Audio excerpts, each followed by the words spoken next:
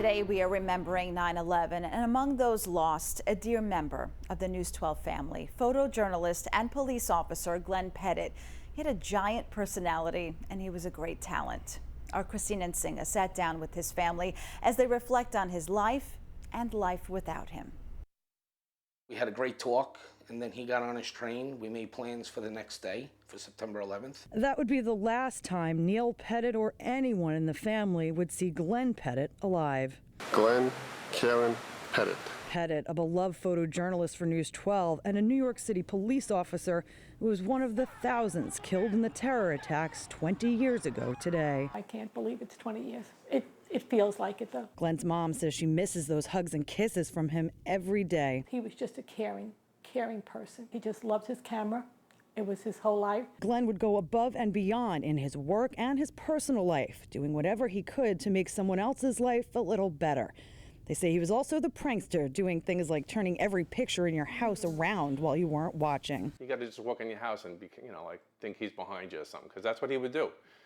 Like, I know they said it a million times, but he would come into your house and you have to keep an eye on him. Glen grew to have a larger-than-life personality. He struggled as a kid. You know, he wasn't somebody who you thought would be out there working a crowd. Glen's sister Deirdre says once he discovered what he could do with a camera, once he found his niche, like he exploded with confidence. Glen, who would have turned 50 this past June, even won an Emmy Award for his work. Glen certainly made a mark on the community, and now even 20 years later, he remains in the hearts and on the minds of so many. We all have stickers on our cars. The other day, my husband pulled up on Nichols Road at the light, and somebody literally was leaping out of their car to say, "I know Glen, I worked with him." You'll drop anything to hear a new story. I remember people from News 12 saying Glen knew everybody, wherever he was, out of town, out of state. He knew somebody who could get us in a helicopter. He knew someone who the firefighters would get us into the scene. He knew the police officers that would let us